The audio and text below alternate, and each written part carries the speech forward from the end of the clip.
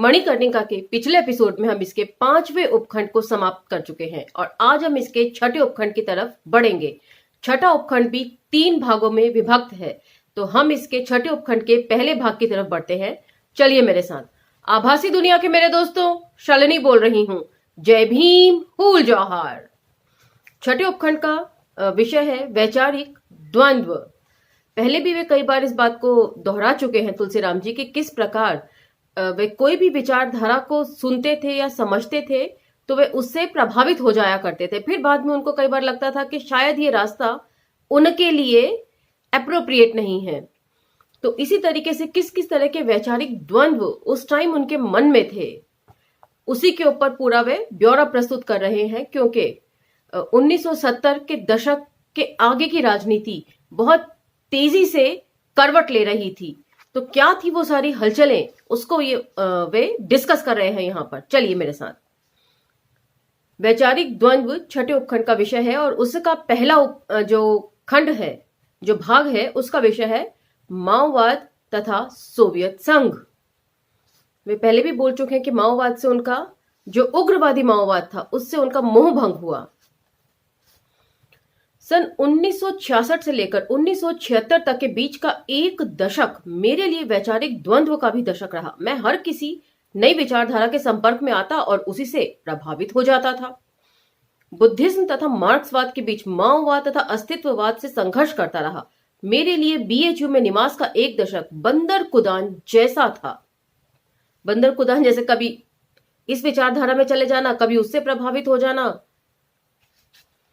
नक्सलवादी आंदोलन शुरू होने के बाद में चे गुवारा तथा लिन पियाओ के गोरिल्ला युद्ध वाले सिद्धांत से बहुत प्रभावित था, किंतु माओवादियों की अर्थहीन हिंसात्मक गतिविधियां मेरे मस्तिष्क में हमेशा प्रश्न चिन्ह खड़ा कर देती थीं। हिंसात्मक गतिविधियां जिसमें पहले भी वे जिक्र कर चुके हैं कि किस प्रकार जमींदार का सर काट के लगा देना, जो शोषक वर्ग होता है और जो पीड़ित वर्ग होता है, उनके बीच में हमेशा ही वर्ग संघर्ष चलता रहा है।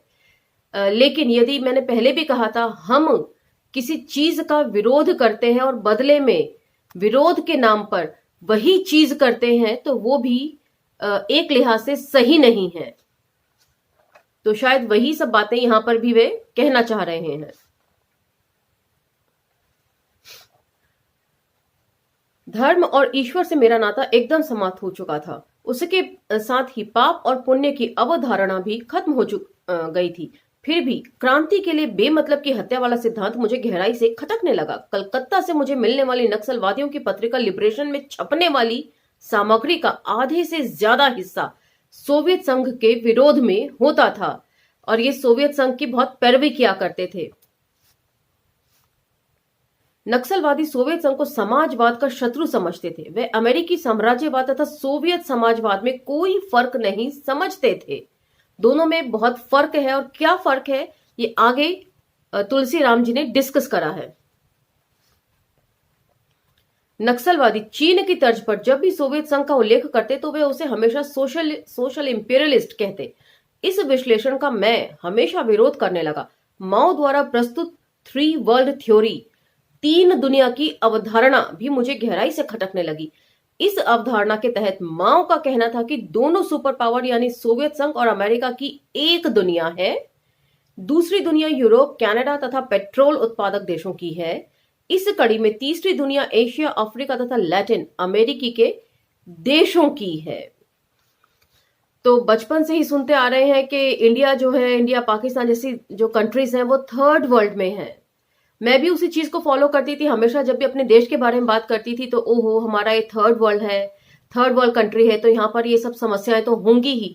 लेकिन कभी इस तरफ विचार नहीं किया कि हमारा यदि देश 3rd वर्ल्ड में आता है तो 1st और 2nd वर्ल्ड में कौन कौन से देश आते हैं।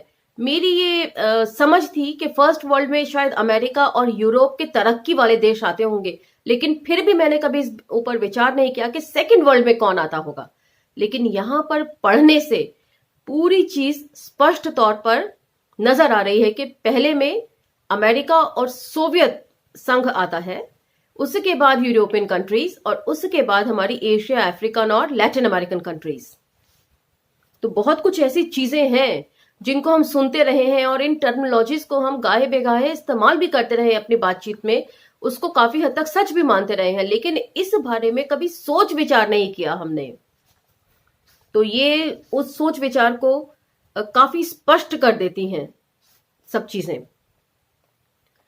इसका नेतृत्व इस कड़ी में तीसरी दुनिया एशिया, अफ्रीका तथा लैटिन अमेरिका के देशों की है, जिसका नेतृत्व चीन करता है।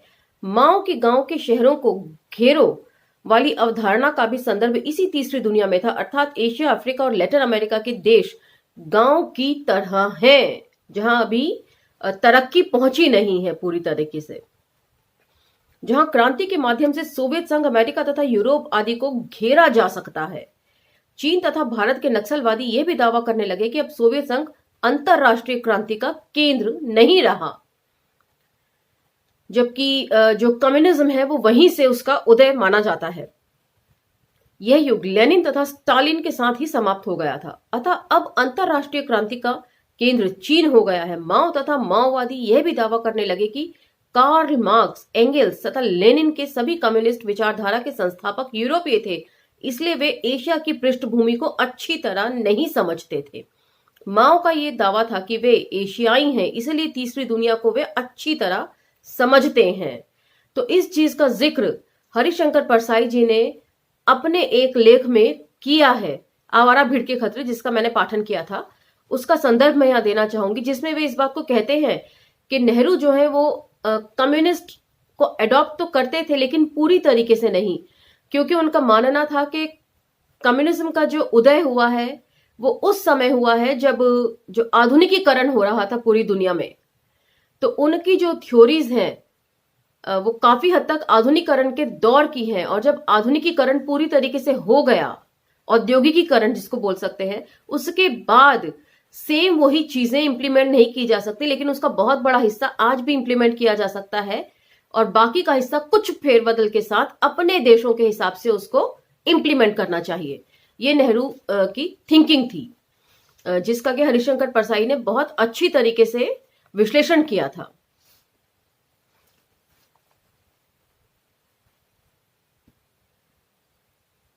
इन तमाम अवधारणाओं के चलते चीन तथा उसके समर्थक भारतीय नक्सलवादी सोवियत संघ को ही क्रांति का असली दुश्मन समझने लगे थे। मैं अंतरराष्ट्रीय स्तर पर यह देखता था कि विश्व कम्युनिस्ट आंदोलनों को समर्थन देने के कारण ही अमेरिका तथा नाटो के देश सोवियत संघ के खिलाफ शीत युद्ध छेड़े हुए थे।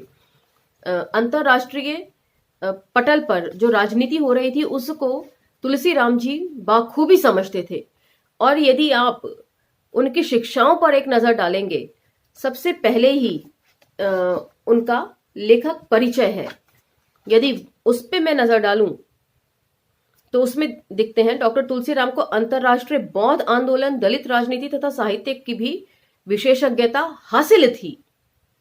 उन्होंने इन विचारों पर सैकड़ों लेख लिखे हैं। तो इससे पता चलता है कि उनकी अंतरराष्ट्रीय समझ कितनी ज्यादा थी, कितनी गहरी थी। तो मैंने पहले भी कहा था कि जो अंतरराष्ट्रीय राजनीति की समझ रखता है उसको देश की राजनीति आराम से समझ में आती है कि वो कब और किस तरह की करवट लेने वाली है।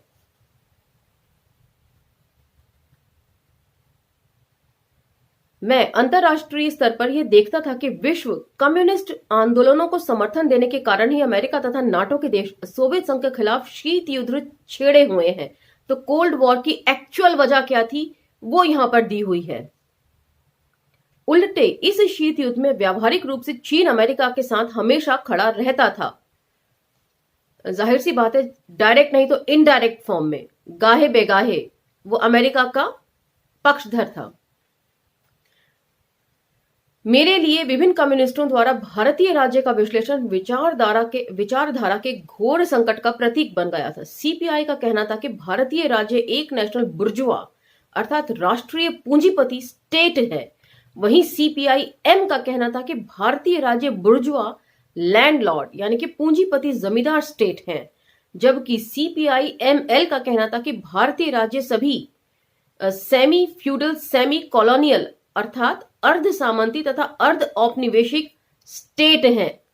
इन सब की स्टेटमेंट में थोड़ा बहुत बदलाव है, लेकिन मूलभूत जो स्टेटमेंट है वो सभी एक ही चीज का समर्थन करती हैं, वो है पूंजीवाद। कोई इसको पूंजीवाद, राष्ट्रीय पूंजीपति कहता है, कोई पूंजीपति जमींदार कहता है, कोई अर्ध सामंती और अर्ध औपनिवेशिकवाद कहता है। तो पूंजीपति तो ये सारे स्टेट है। इस बात से यदि एक कॉमन ग्राउंड पे बात करी जाए तो ये सभी पूंजीवादी चीजें तो मानते हैं स्टेट के लेवल पे। ये वही समय था जब देश की राजनीति में काफी उथल पुथल मची हुई थी। कांग्रेस में फूट पड़ जाने के कारण केंद्र में राजनीतिक अस्थिरता का दौर शुरू हो गया था। अतः तत्कालीन प्रधानमंत्री इंदिरा गांधी ने एक बड़ा राजनीतिक दांव खेला। उन्होंने मार्च 1971 में पहली बार लोकसभा का मध्यावधि चुनाव घोषित कर दिया। इस चुनाव में इंदिरा गांधी ने गरीबी हटाओ का नारा दिया। बैंकों में राष्ट्रीयकरण के बाद से सीपीआई इंदिरा गांधी को हर मुद्दे पर समर्थन देती आ रही थी। अतः 1971 के लोकसभा चुनाव में सीपीआई का इंदिरा गांधी वाली कांग्रेस से समझौता हो गया था। क्षमा कीजिएगा, कहीं कहीं जगह पर मुझे वर्ड्स रिपीट करने पड़ रहे हैं क्योंकि नाक और गला दोनों बंद होने की वजह से प्रोनाउंसिएशन कई बार ढंग से नहीं निकल पा रहा है, तो थोड़ा सा एडजस्ट कर लीजिएगा उस चीज को। इस चुनाव के परिणाम स्वरूप लोकसभा में इंदिरा गांधी को 2/3 बहुमत मिल गया। साथ ही सीपीआई को 28 सीटें मिली। संसद के इतिहास में सीपीआई को इतनी सीटें कभी नहीं मिली थी। तमाम विपक्षी दलों में सीपीआई इतनी सीटें जीतकर कांग्रेस के बाद नंबर 2 पोजीशन पर आई थी। चूंकि मैं पार्टी का होल्ड टाइमर था, इसीलिए लोकसभा में सीपीआई की बढ़ती संख्या को देखकर मैं बहुत उत्साहित था। मैं पार्टी के कामों में जी जान से जुट गया। ये वही समय था जब पूर्वी पाकिस्तान में अलगाववादी आंदोलन, पूर्वी पाकिस्तान आज के संदर्भों में बांग्लादेश, पूर्वी पाकिस्तान में अलगाववादी आंदोलन तेजी से विकसित हो रहा था। धीरे धीरे बहुत बड़े पैमाने पर पूर्वी पाकिस्तान से शरणार्थी भारत आने लगे। इन शरणार्थियों की चर्चा भारत में खूब होती थी। शरणार्थियों की बढ़ती संख्या का सबसे बड़ा कारण था पाकिस्तानी सेना द्वारा न रुकने वाला अत्याचार। पूर्वी पाकिस्तान की उथल पुथल से भारत की विदेश नीति काफी प्रभावित हुई। पूर्वी पाकिस्तान के आंदोलनकारी मुजीबुर रहमान की पार्टी आवामी लीग के नेतृत्व में अलग बांग्लादेश की मांग कर रहे थे। इंदिरा गांधी की विदेश नीति नए बांग्लादेश के उदय के पक्ष में थी। तत्कालीन भारतीय विदेश मंत्री सरदार सवर्ण सिंह एक बहु प्रभावशाली नेता के रूप में उभर कर सामने आए। बांग्लादेश को स्वतंत्र कराने के लिए मुक्ति वाहिनी नामक एक संगठन का निर्माण हुआ था। ऊपरी तौर पर यह संगठन पूर्वी पाकिस्तान के क्रांतिकारियों का था, किंतु इनकी गतिविधियों के पीछे भारतीय सेना के लोग थे। मुक्ति वाहिनी को भारतीय सैनिक अधिकारी ही पूरी तौर पर मिलिट्री ट्रेनिंग देने लगे थे। तो यहां पर एक चीज का मैं खास जिक्र करना चाहूंगी। आवारा भीड़ के खतरे जो पुस्तक थी जिसका पाठन मैंने आपके लिए किया था, उसमें एक विशेष लेख था जो यहां पर संदर्भों सहित मैं जोड़ना चाहूंगी। लेख का नाम था अमेरिका के कुछ राष्ट्रपति विद इन ब्रैकेट एक, जैसे हम लोग कुछ एक बोलते हैं तो उसी की तर्ज पर कुछ लिखा हुआ है यहां पर। और उसमें इस टाइम 1971 के दौर के जिक्र में जो राष्ट्रपति थे उनका नाम था रिचर्ड निक्सन, जिसके बारे में परसाई जी ने लिखा है कि वे बहुत कमजोर व्यक्तित्व वाले व्यक्ति थे, जबकि इंदिरा गांधी जो थी वो एक सशक्त और मजबूत व्यक्तित्व की मलिका थी। और जब उनकी बांग्लादेश युद्ध के बाबत राष्ट्रपति से मिलने वो अमेरिका गईं, तब अमेरिकी राष्ट्रपति उनके सामने हड़बड़ा गए थे। उनका कॉन्फिडेंस डगमगा गया था इंदिरा गांधी के कॉन्फिडेंस को देखकर। तो वहां पर वे जिक्र करते हैं कि इस चीज का जो कमरे में मीटिंग हुई उस चीज के बारे में कैसे पता चला।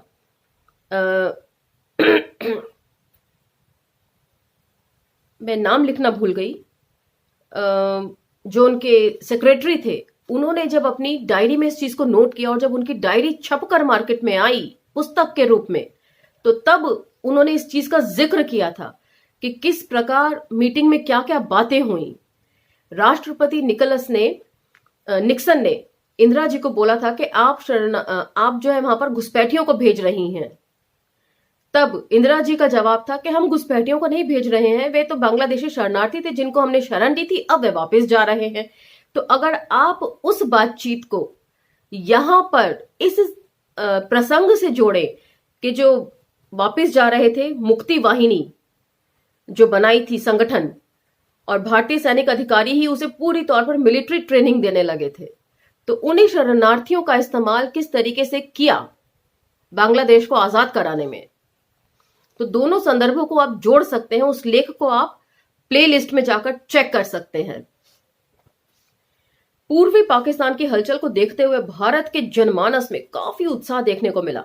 तमाम राजनीतिक दलों का सुझाव बांग्लादेश की मुक्ति के पक्ष में था। इस संदर्भ में सीपीआई पूरी तरह से इंदिरा गांधी की नीतियों का समर्थन कर रही थी। मेरे जैसे कार्यकर्ता पार्टी की नीतियों के प्रति जागरूकता अभियान में पूरी तरह से जुट गए। तब तक कि भारतीय राजनीति में इतना ज्यादा जन उभार वह भी किसी अंतरराष्ट्रीय मुद्दे पर कभी नहीं था। इन विकास क्रमों के दौरान इंदिरा गांधी ने एक अत्यंत साहसिक कदम उठाते हुए 5 अगस्त 1971 को सोवियत संघ के साथ एक मैत्री संधि कर ली। इस संधि में यह प्रावधान किया गया था कि यदि दोनों देशों में से किसी मुल्क पर कोई अन्य देश हमला करता है तो दोनों देश मिलकर उसके विरुद्ध कार्यवाही करेंगे।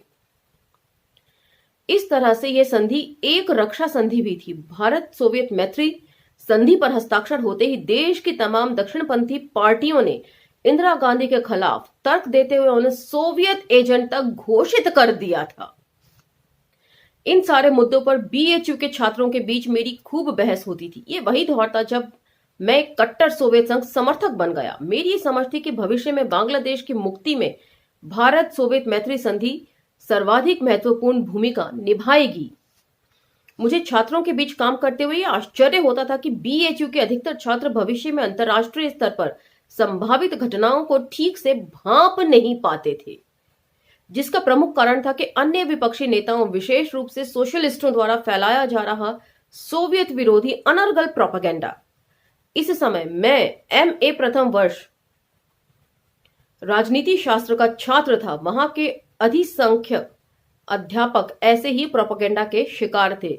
सोशलिस्ट मेरे ख्याल से ये लोहिया जी की पार्टी मानी जा सकती है क्या? इस तरह समाज शास्त्र विभाग के डॉक्टर गणेश प्रसाद उनियाल एकमात्र ऐसे प्रोफेसर थे जो विश्व राजनीति में सोवियत संघ के महत्व को अच्छी तरह समझते थे। Doctor Uniyal London school of economics में प्रोफेसर हेराल्ड लास्की के निर्देशन में पीएचडी किए थे। अनेक भारतीय छात्रों की तरह वे भी प्रसिद्ध ब्रिटिश मार्क्सवादी विद्वान रजनी पामदत्त के प्रभाव में कम्युनिस्ट हो गए थे। अतः मैं प्रोफेसर उनियाल का सबसे ज्यादा मनचाहा छात्र बन गया था। इन दिनों पॉलिटिकल साइंस विभाग के अध्यक्ष हुआ करते थे प्रोफेसर वी.के. राव। राव साहब घोर दक्षिणपंथी थे, इसलिए वे कट्टर कम्युनिस्ट विरोधी थे। कम्युनिस्ट विरोधी थे का मतलब सोवियत संघ के विरोध में जो भी होगा वो ऑटोमेटिकली अमेरिका के पक्ष में चला जाएगा। कम्युनिज्म का विरोध मतलब साम्राज्यवाद का पक्ष। तो शुरू से ही दक्षिणपंथी पार्टियों की या उनके समर्थकों की सोच एकदम साफ थी कि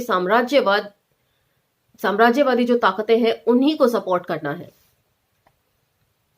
यहां तक कि वो छात्र दक्षिणपंथी थे वे भी उन्हें बहुत नापसंद करते थे। बीएचयू के छात्र प्रोफेसर राव के अमेरिका के CIA यानी कि सेंट्रल इंटेलिजेंस एजेंसी से जुड़े होने की संभावना व्यक्त करते रहते थे। राव की एक विचित्र समझदारी ये थी कि वे सत्ताधारी पार्टी को या किसी भी पार्टी को नीतियां बनाने का काम नहीं करना चाहिए मानते थे, बल्कि सारी नीतियां पार्लियामेंट को बनानी चाहिए। और वैसे भी इंदिरा जी पूर्ण बहुमत में थी उस समय कांग्रेस, तो इसीलिए भी शायद ये इनकी दिक्कत रही होगी। इस तरह वे नीतियों तथा कानून में कोई फर्क नहीं करते थे। व्यावहारिक रूप से प्रोफेसर राव राजनीतिक सिस्टम में राजनीतिक पार्टियों की भूमिका को सही नहीं मानते थे। इस तरह वे एक अजीब किस्म के अतिवादी थे।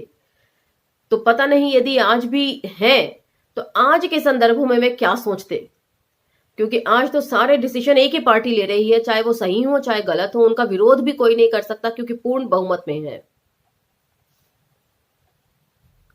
एक बार मैंने उनसे दबे स्वर में पूछ लिया कि यदि नीतियां बनाने का अधिकार पार्टियों से छीन लिया जाए तब तो कोई भी पार्टी कभी खड़ी नहीं हो पाएगी।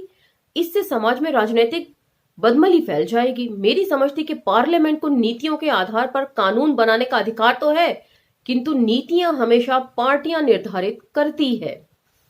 और आजकल तो देख लीजिए किस तरीके से रातों रात नीतियां बदल जाती हैं और फैसले आ जाते हैं।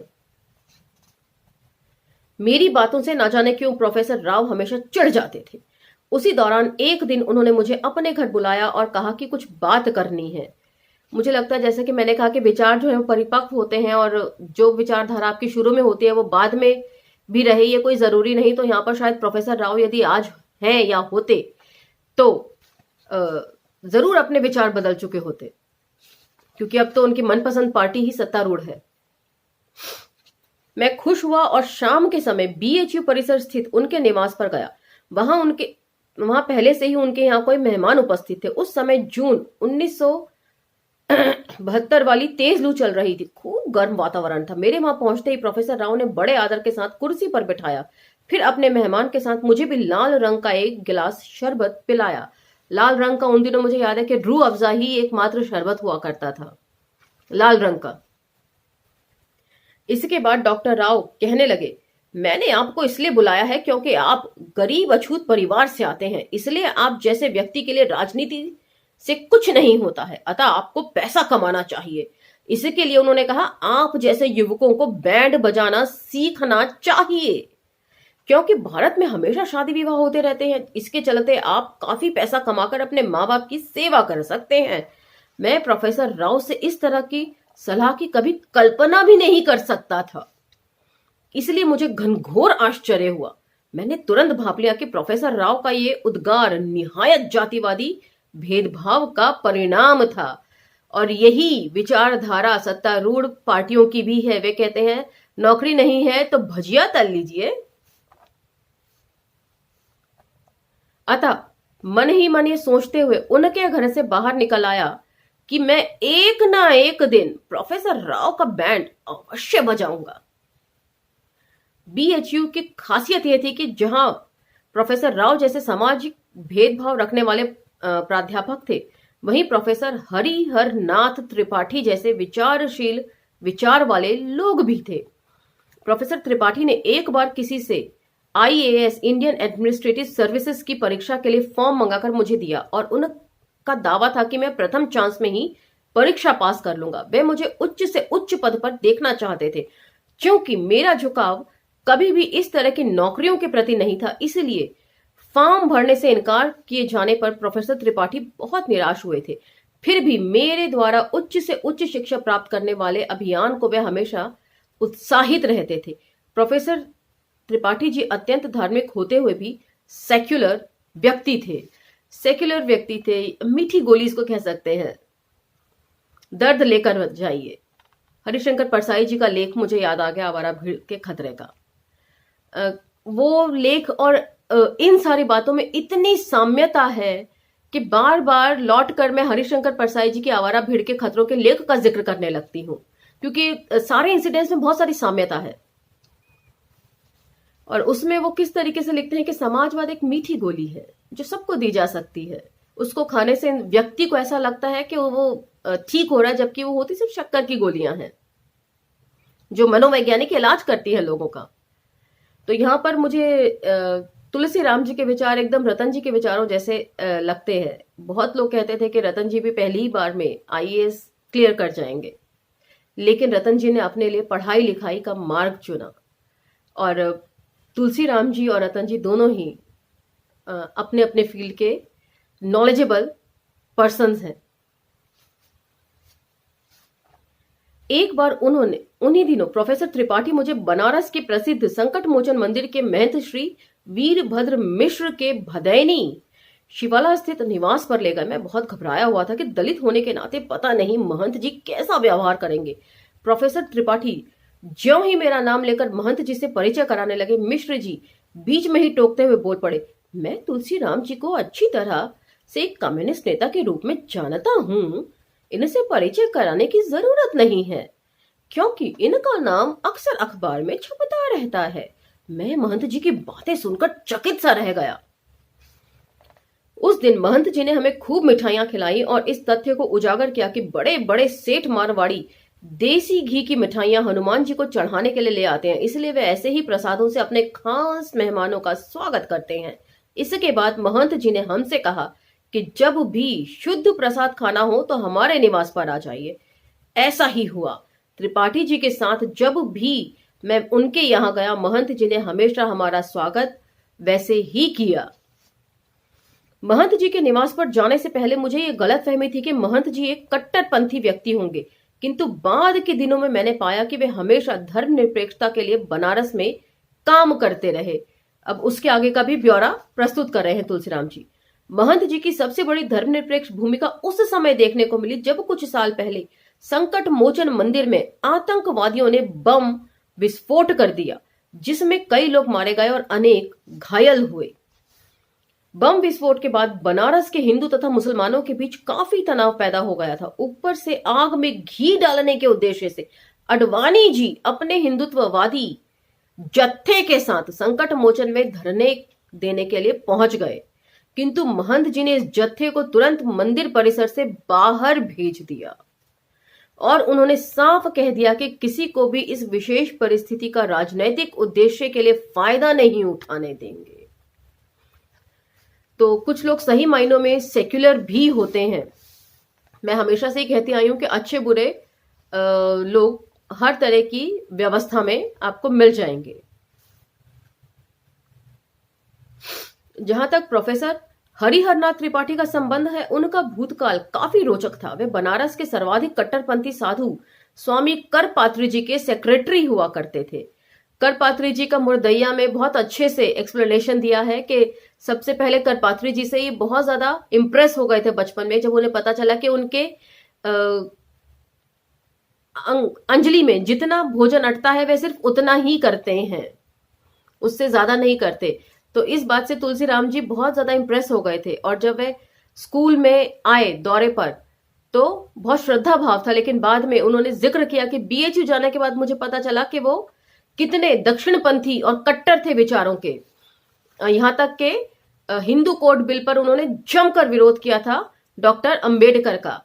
तो उसके बाद इनकी असलियत खुली और इन्हें बिल्कुल खराब लगने लगे करपात्री जी।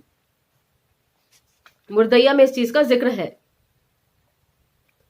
वे संस्कृत के बहुत अच्छे विद्वान थे। स्वामी करपात्री जी की सुप्रसिद्ध कम्युनिस्ट विरोधी पुस्तक मार्क्सवाद तथा राम राज्य संस्कृत, इसका भी जिक्र था, का संपादन भी त्रिपाठी जी ने ही किया था, या यूं कहें कि पुस्तक की सारी संरचना त्रिपाठी जी की ही देन थी। स्मरण रहे कि इसी पुस्तक के जवाब में राहुल संस्कृत यायन ने राम राज्य तथा मार्क्सवाद नामक पुस्तक लिखी थी। तो दोनों का नाम सिर्फ उलट दीजिए। करपात्री जी ने मार्क्सवाद और राम राज्य लिखी है और उसी का नाम उलटकर राहुल संस्कृत यायन जी ने राम राज्य और मार्क्सवाद लिखी है। तो इसे आप इस तरह से भी याद रख सकते हैं, कभी कंफ्यूजन हो तो।